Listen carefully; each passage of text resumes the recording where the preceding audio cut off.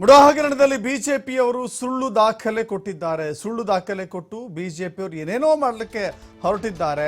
ಆದರೆ ನಾವು ಮಾತ್ರ ಮುಖ್ಯಮಂತ್ರಿ ಸಿದ್ದರಾಮಯ್ಯ ಅವರ ಬೆನ್ನಿಗೆ ಗಟ್ಟಿಯಾಗಿ ನಿಂತ್ಕೊಂಡಿದ್ದೇವೆ ಅಂತ ಮಹಿಳಾ ಮತ್ತು ಮಕ್ಕಳ ಕಲ್ಯಾಣ ಇಲಾಖೆಯ ಸಚಿವೆ ಲಕ್ಷ್ಮೀ ಹೆಬ್ಬಾಳ್ಕರ್ ಹೇಳಿದ್ದಾರೆ. ಸಿದ್ದರಾಮಯ್ಯ ಗಟ್ಟಿಯಾಗಿರೋವರೆಗೂ ಕೂಡ ಅವರೇ ಮುಖ್ಯಮಂತ್ರಿ. ಸಿದ್ದರಾಮಯ್ಯ ಇರೋವರೆಗೂ ಖಂಡಿತ ನಮ್ಮ ಬೆಂಬಲ ಇದ್ದೇ ಇದೆ. ಅವರ ಬೆನ್ನ ಹಿಂದೆ ನಾವೆಲ್ಲ ಇದ್ದೇವೆ ಅಂತ ಹೇಳಿದ್ದಾರೆ ಲಕ್ಷ್ಮೀ ಹೆಬ್ಬಾಳ್ಕರ್.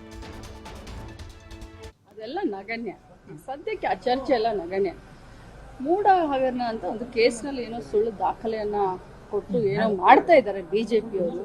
ಇಂಥ ಸಂದರ್ಭದಲ್ಲಿ ಪ್ರಸ್ತುತ ರಾಜಕೀಯ ಪರಿಸ್ಥಿತಿಯಲ್ಲಿ ನಾವು 135 ಜನ ಸಿದ್ದರಾಮಯ್ಯ ಸಾಹೇಬ್ರ ಬೆನ್ನಿಗೆ ಗಟ್ಟಿಯಾಗಿ ನಿಲ್ಲಬೇಕಾಗಂತ ಇಂಥ ಸಂದರ್ಭದಲ್ಲಿ ಇವೆಲ್ಲ ಚೈಲ್ಡಿಶ್ನೆಸ್ ಅನ್ಸುತ್ತೆ ನನಗೆ. ಇವೆಲ್ಲ ನಗನ್ಯ. ಈ ವಿಚಾರವಾಗಿ ನಾನು ಏನು ಮಾತನಾಡ್ಲಿಕ್ಕೆ ಬಯಸುತ್ತೇನೆ. ನೋಡಿ, ನಾನು ಜವಾಬ್ದಾರಿಯುತ ಮತ್ತು ಪಕ್ಷದ ಶಿಸ್ತಿನ ಸಿಪಾಯಿಯಾಗಿ ಹೇಳ್ತೀನಿ. ನಮ್ಮ ಪಕ್ಷ ಒಂದು ಶಿಸ್ತಿನ ಪಕ್ಷ. ಇದಕ್ಕೆ ಒಂದು ಹೈಕಮಾಂಡ್ ಅಂತ ಇದೆ, ಹೈಕಮಾಂಡ್ ನಿರ್ಣಯ ಅಂತ ಇದೆ, ಶಾಸಕಾಂಗ ಪಕ್ಷದಲ್ಲಿ ಶಾಸಕರ ಒಂದು ನಿರ್ಣಯ ಅಂತ ಇದೆ.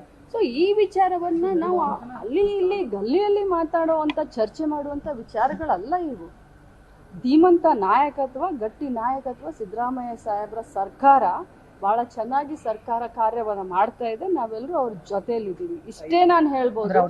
ಬೇರೆಯವರ ಅದು ಏನೇ ಇದ್ರು ಕೂಡ ಅದನ್ನ ಹೈಕಮಾಂಡ್ ವಿಚಾರ ಮಾಡಿ. ಹೈಕಮಾಂಡ್ ಎಲ್ಲಿಯವರೆಗೆ ಅವರ ಜೊತೆ ಇರುತ್ತೆ, ಸಿದ್ದರಾಮಯ್ಯ ಸಾಹೇಬ್ರು ಎಲ್ಲಿವರೆಗೆ ಇರ್ತಾನೆ ಅಂತಾರೆ ಅಲ್ಲಿವರೆಗೆ ಸಿದ್ದರಾಮಯ್ಯ ಸಾಹೇಬ್ರು ಮುಖ್ಯಮಂತ್ರಿಯಾಗಿ ಮುಂದುವರಿತಾರೆ. ನಾನು ಇಷ್ಟೇ ಹೇಳ್ತಾ ಇದ್ದೀನಿ, ಪಕ್ಷದ ನಿಷ್ಠಾವಂತ ಒಬ್ಬ ಕಾರ್ಯಕರ್ತೆಯಾಗಿ ಹೇಳ್ತಾ ಇದ್ದೀನಿ. ಇದು ಅಲ್ಲಿ ಇಲ್ಲಿ ಗಲ್ಲಿಯಲ್ಲಿ ಬೀದಿ ಹಾದಿಯಲ್ಲಿ ಮಾತನಾಡುವಂತ ಚರ್ಚೆ ಮಾಡುವಂತ ವಿಚಾರ ಅಲ್ಲ. ಧೀಮಂತ ನಾಯಕತ್ವ, ಗಟ್ಟಿ ನಾಯಕತ್ವ ಸಿದ್ದರಾಮಯ್ಯ ಸಾಹೇಬ್ರದಿದೆ. ಅವ್ರು ಎಲ್ಲಿವರೆಗೆ ಮುಂದುವರಿತೀನಂತಾರು ಶಾಸಕರು ಎಲ್ಲರ ಬೆಂಬಲ ಅಲ್ಲಿವರೆಗೆ ಅವ್ರಿಗಿರುತ್ತೆ.